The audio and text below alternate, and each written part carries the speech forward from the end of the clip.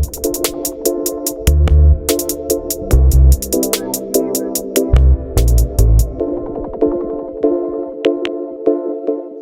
right, welcome to Big Time Basketball, the basketball segment of the Fantasy Fanatics Podcast. I'm your host once again, James, and I'm joined once again by Nate, Terry, and Mete. What's up, guys?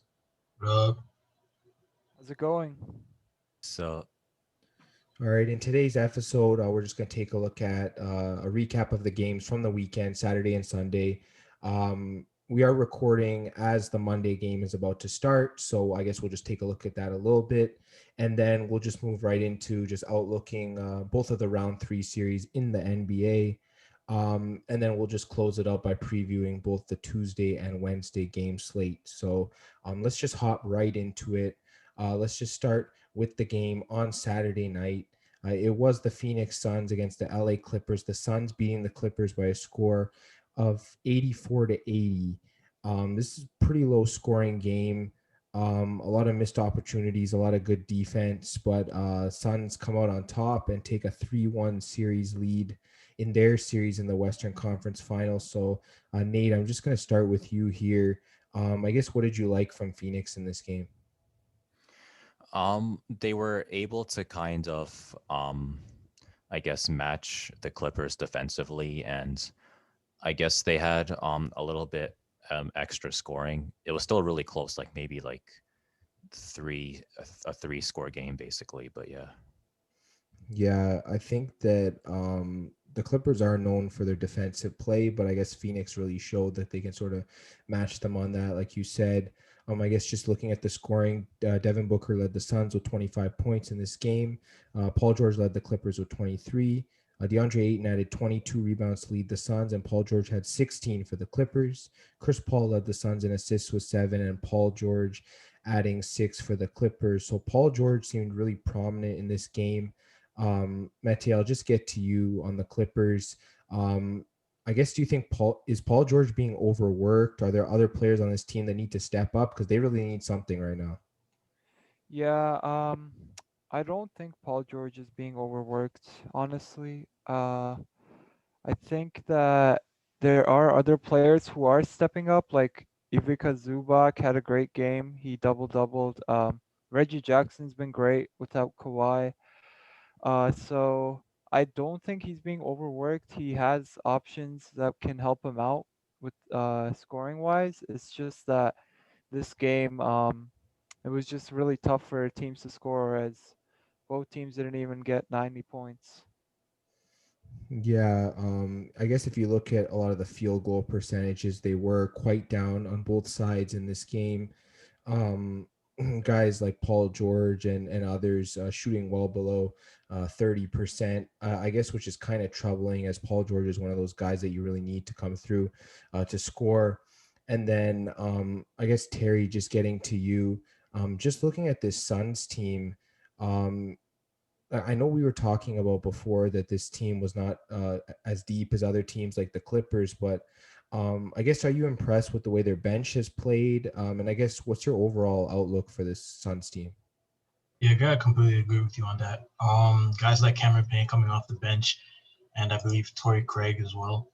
They're just filling in perfectly when guys like Jay Crowder, Mikal Bridges, and guys like Devin Booker have to get off for a minute or two and just catch their breath. Cameron Payne's an interesting guy just because of the fact that we've remembered him for just his handshakes with Russell Westbrook a couple years ago, but now he's just being a key part of the bench for a long playoff run. Outside of that, I mean, you're just doing a good job. Today was just a low scoring affair, just like the 2000s. Yeah, it really seemed like a retro feel to that game. Tight defense, low offense.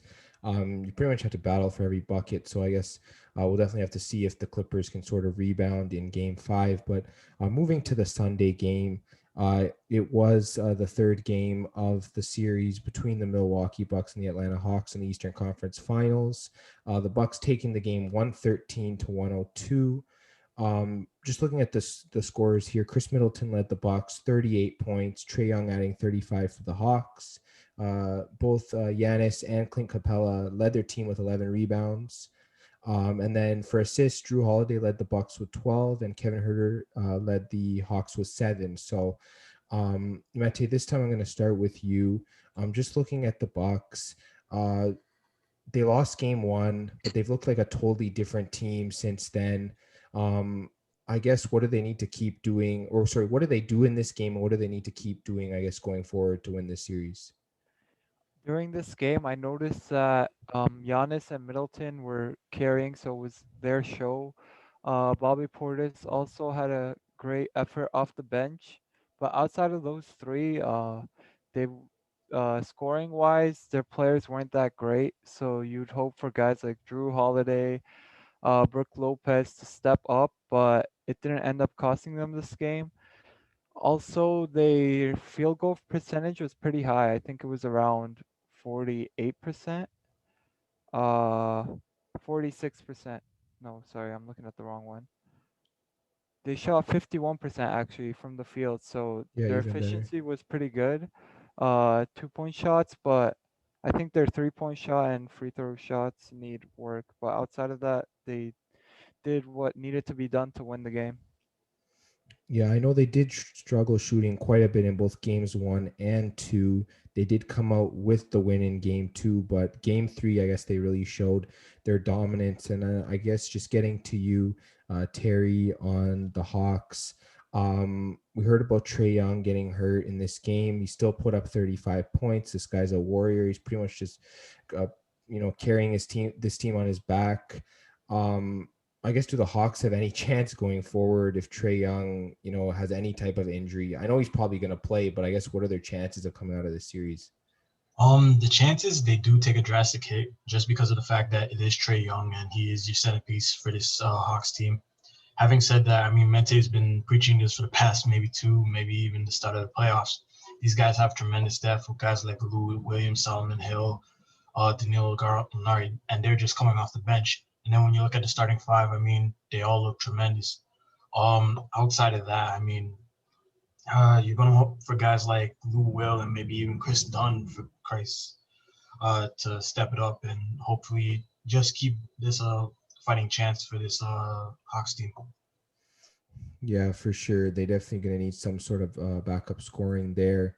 If anything, I guess comes out about a serious injury for Trae Young. And then Nate, just getting to you on this series. The Bucks started out shaky, but they've looked really strong. I guess what can they do to sort of, I guess, improve their scoring attack? Because I know they normally try and filter everything through Giannis. Do they keep doing that, or do they need to switch up their approach, I guess, to sort of win this series? I guess it kind of depends on how Atlanta decides to play the Bucks going forward. I guess you could say, like, if they can't defend it, then why not keep going for it? That's kind of like one approach. I guess another approach would be if you know that they're expecting the offense to kind of flow through Giannis, maybe you can kind of do more plays through somebody else. For example, Chris Middleton, which they have been doing a lot. I guess a 1-2 punch with Giannis and Chris Middleton seems to be really effective. Maybe they could run some more plays through Drew Holiday as well. Yeah, I noticed that last game, getting it to Middleton, especially when Middleton was shooting really well, it's pretty much hard to defend the Bucks at that point because then you got a good shooter from the outside, got a couple big men on the inside with Giannis and Lopez, especially Giannis, because the offense pretty much runs through him at all times. Yeah, so I guess if the Bucks can get that quality shooting from the outside, they're pretty much unstoppable in this series, I think, and they should be able to close it out in either 5 or 6. But let's just move on to the Monday game. It starts at 9 p.m. on Monday. The LA Clippers at the Phoenix Suns. This game will probably just be getting underway as soon as we finish recording. So let's just take a look at it. The spread is minus 5.5 points, favoring the Phoenix Suns. So I'll just go around the room here. Terry, I'll start with you. I guess just who do you like in this game? And I guess if it's the Suns, do you like them to cover? Honestly, it has to go with the Suns. Outside of that, I mean, 5.5 points seems reasonable. just with the actually maybe it doesn't seem reasonable because I mean I believe maybe in game two they just beat the Clips by 1 point, and I believe maybe in game four wasn't it? I'm not sure if it was a 5 point win or maybe a 6 point win, but it was around there. So I'm kind of worried. But outside of that, it may seem. How should I summarize this? Uh, Actually, take them with 5.5. I feel like this is a closeout game for the Suns, and then they want to punch their ticket as quick as they can to the NBA Finals. So hit them with 6. All right, and I'll just jump to you, Nate, this time.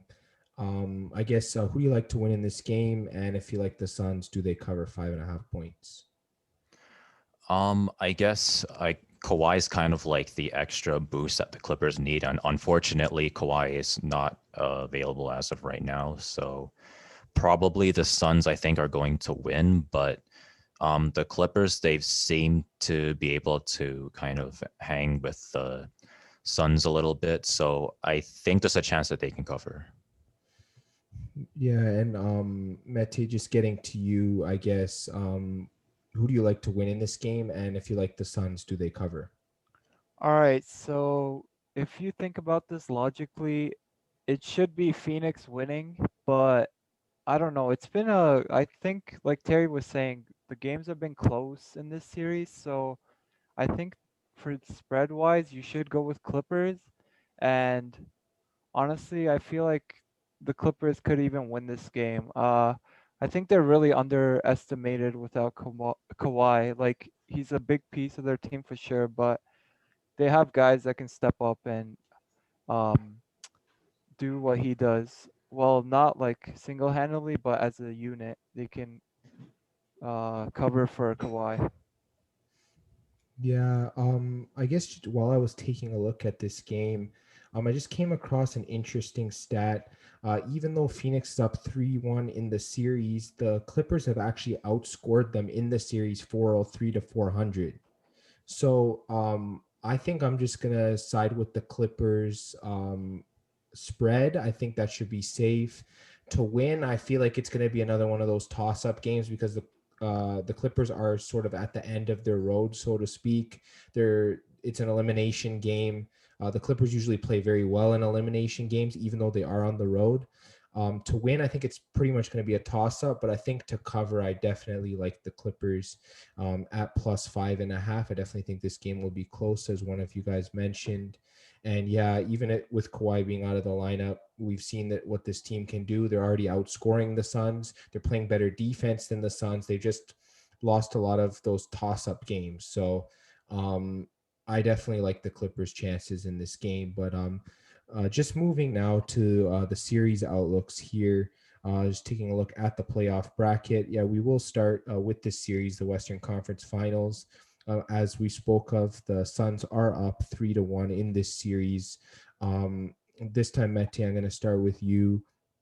I guess what was your original series prediction, if you can remember, and I guess how's that going so far? I'm pretty sure I said Phoenix in 6, so for that sake, I also picked the Clippers to win. I wanted to go to 6 games so I can be right, and yeah, I hope it happens. Yeah, I think 6 games is pretty reasonable, and yeah, might as well keep that prediction going. Terry, just getting to you. I guess what was your prediction for the series, and I guess how's it going so far?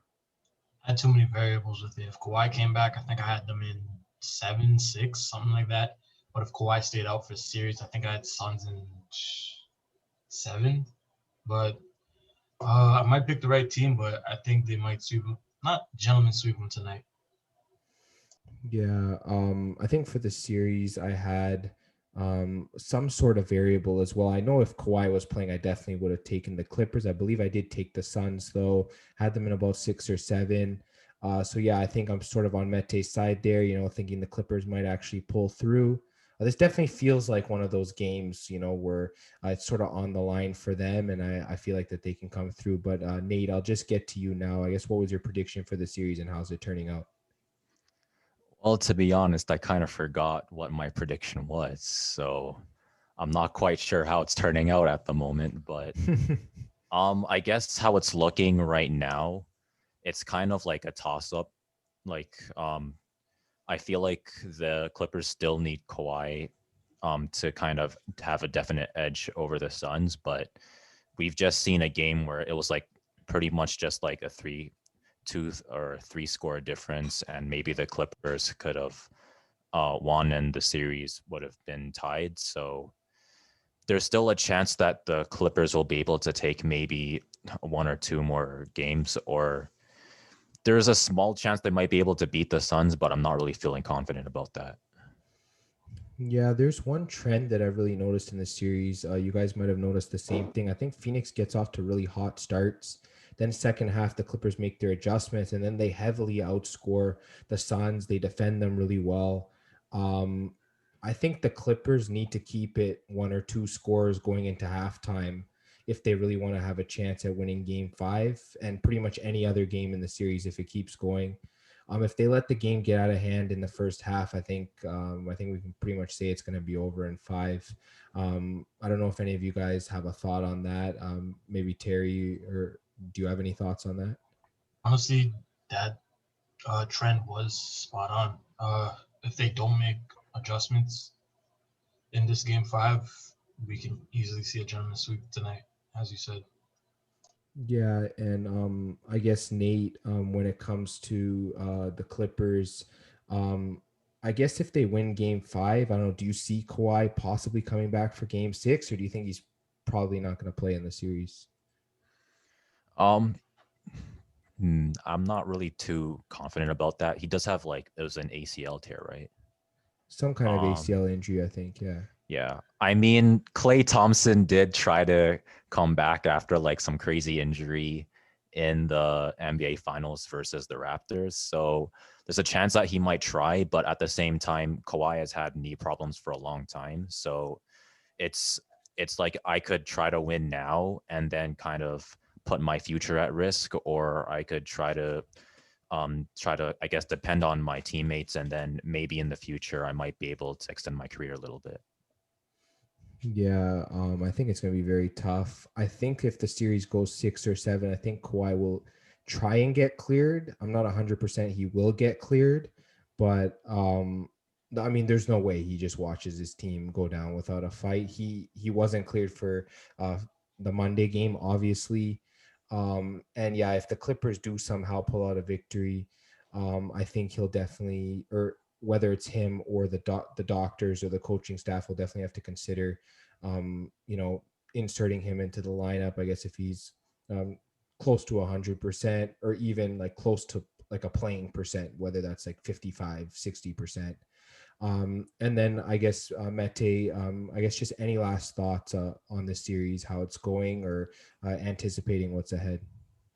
Yeah, I will say for the last game that happened, the really low defensive game, like you were saying, Phoenix got off to a hot start. Clippers made a nice comeback in the third, and then the fourth quarter, like it was a brick fest. It was only Phoenix scoring 15 points, Clippers scoring 14, and then I really liked the way the Phoenix Suns played the last minute or so.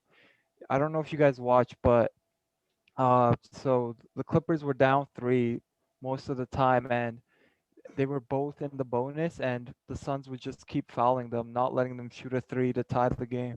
So I really like the fact that Monty Williams outsmarted Tyronn Lue and won his team the game. That was a amazing coaching by Monty Williams. Yeah, I can definitely say that. I know that Tyronn Lue's received a lot of praise from the media for a lot of his coaching adjustments. I've also been impressed with a lot of the matchups he sort of displayed in this series and in series prior. I guess just finding the right defensive formations, pairing up the right guys defensively.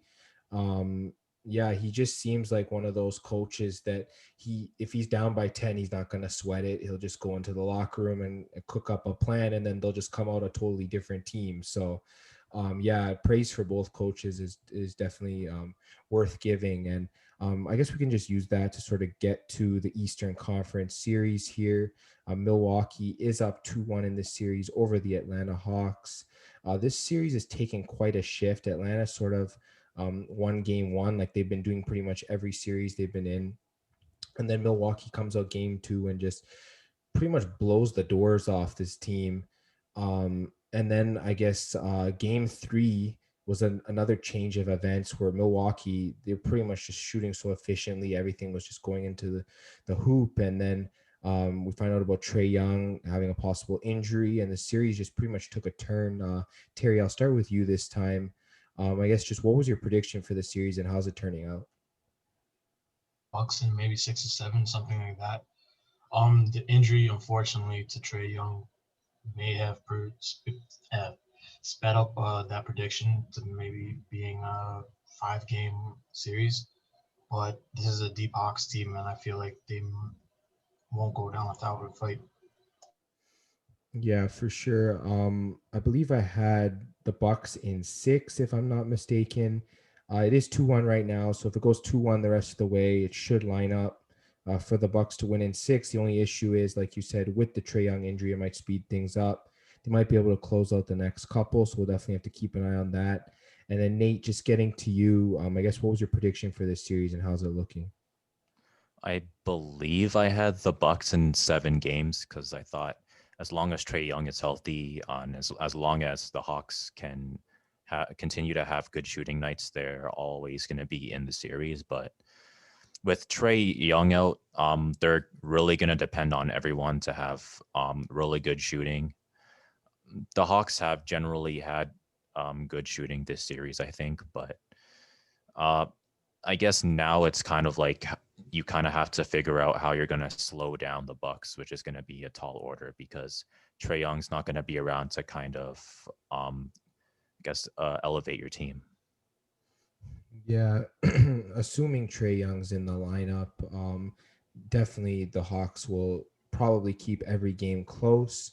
I know we did see a blowout in game two. I don't think we'll see something similar to that again. I think the Hawks should be able to keep up with the Bucks, different coaching adjustments that they can make. And then Mete, just getting to you, I guess, what was your prediction for this series? And I guess how's it looking? I had the same prediction as Nate. I picked Bucks in 7, and I did that because I wanted to show Hawks some love. Like it's been a surprise that they made it this far, so I wanted to give them some respect. But with the injury to Trey, it's not looking too good right now with my prediction. Even though I said the Bucks will win, I would like to see the series go longer. But like I said, without Trey, it's going to be really hard for the Hawks to win another game. Yeah, I mean, even if he is in the lineup, it's probably going to be difficult if he's not 100% for them to even get a win. Um, we've seen the defense played by guys like Drew Holiday and others on him, and it's just been really tough for him. He's still been able to score the points, but battling an injury like that, it's definitely going to make it a lot more difficult for him. Um, I guess we can sort of use that to move into the preview for Tuesday. Tuesday's game is featuring both the Bucks and the Hawks. The spread as of right now is Bucks minus 7 points. So, yeah, really heavy favorites here are the Bucks. This time, Nate, I'm going to start with you. Atlanta is home for this game. Um, who wins this game? And I guess if the Bucks win, do they cover 7 points? I think the Bucks can win, and I guess just looking at some of the projections, it looks like it's projected to be a 4-point difference with Trae Young in. So it kind of depends on whether he's cleared to play or not. But I guess if Trae Young is in, then I think the Hawks can cover, but I don't think the Hawks will be able to cover if he's not in. Yeah, I think that that's definitely something to monitor going in. I guess Mete, I'll just get to you this time. Who wins this game? And I guess if the Bucks win, do they cover 7? Yeah, I'm with Nate here. I think without Trey, it's going to be hard for the Hawks to cover this game. And with Trey, I think it can definitely be close. Even if he's not 100%, I feel like just the threat of Trey Young being out there can help out the others get open shots. Yeah, I guess the Trey Young situation is definitely the biggest thing to monitor for this. Terry, I'll just get to you. I guess in this game, which team do you like, and if you like the Bucks, do they cover? I like the Bucks, but I feel like this Hawks crowd may play a factor into the score.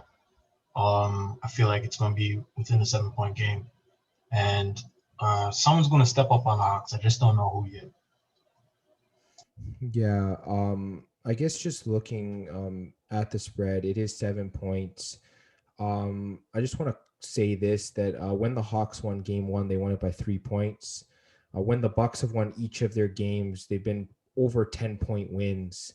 So I mean, if I'm taking the Bucks, I'm taking them to win and I'm taking them to cover. Whether Trey Young's in, whether he's out, I just like this Bucks team. They've just been so strong. I mean, they won by more than 10 points on the road. I think they can do it again. This team, um, like we talked about, they have to have shooting efficiency, obviously, because just getting points in the paint is not going to help you win the series. Chris Middleton was really strong. I guess if we can get a better performance from Drew Holiday offensively, I think that this team definitely can. They'll win, but I mean, they should even be able to cover the 7. They've looked very dominant the past couple games, and I think that they'll continue doing that moving forward. And I guess we can just sort of move to the Wednesday game. It will be the Suns versus the Clippers. I guess pending if the Clippers do win game 5, then it will go back to LA for game 6. I guess for argument's sake, let's just say the Clippers do win game 5. It goes back to LA for game 6. This time, Terry, I'll start with you. Um, do the Clippers win at home game 6 and force 7 if it's 3-2? It's 3-2. Well, you guys always bring up variables, and if Kawhi does play, who knows? It might go to game 7, but I honestly feel like Kawhi is out for the whole playoffs. Having said that, if they find a way to win Monday's game, they're going to find a way to lose game 6. And then Nate, just getting to you. I guess Kawhi's probably a variable in your mind as well. I guess who wins game 6 if it gets there? I guess just like Terry said, I'm not really feeling too confident on seeing Kawhi in this series. So I guess it'll be up to kind of the rest of the team. I guess assuming that maybe they would have enough momentum and maybe the crowd would be enough in LA to kind of sway it to 7 games. But I'd still say that the Suns would be able to cover that. And Mete, just getting to you. I know you did predict Clippers to win game 5. So if they do, are they winning game 6? Just for my prediction's sake, I'll say they lose this game unless, let's say, tonight they win by like 20 or 30 and they play amazing. So then it's kind of hard to tell right now, since we don't know what game 5 looks like. So if the Clippers have an amazing showing tonight, then honestly, yeah, it could go 7. But if it's a close game, I feel like it's just gonna be Suns winning the next game, if not tonight. Yeah, I guess just sort of looking at this game, I mean, if Kawhi Leonard is in the lineup, I don't think he's going to be at a full amount of minutes. I think he will have a minute restriction.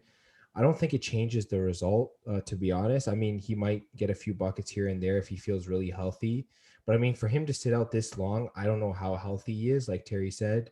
Um, there's pretty much a lot of doubt when it comes to him just even being back in the series, which is why I don't trust him, even if he is in the lineup. So if this Clippers team wins game 5, they're going to have to win game 6 pretty much the same way, either on the back of Paul George, get Zubac in there, getting those rebounds. Reggie Jackson, you mentioned, I guess guys like, Marcus Morris and others, they really got to step up. I can see the Clippers winning. just because we've talked about their defense, we talked about them outscoring the Suns. They just haven't gotten the breaks. I feel like it could easily be the Clippers 3-1 right now if they had caught some of the breaks. The games have been so close. So if the Clippers do find a way to win Game 5, I can definitely see them taking Game 6, and I do like them as they'll probably be home favorites also if they do. So I definitely would like them as home favorites. And I think we've pretty much covered everything there is to cover between both series, recaps, previews, and so on. So that's going to be the end of Big Time Basketball. Definitely check us out on Instagram and Twitter at FanFan Podcast. We post picks for the games, post other content. Definitely give us a follow, give us some likes there. And then for the podcast, we're on YouTube, Spotify, Apple Podcasts, Google Podcasts. Like, subscribe, share. For YouTube, hit the bell, get notifications from us, give us a review, all of that good stuff. And thanks, guys, for today's recording, and we'll talk to you guys on the next episode.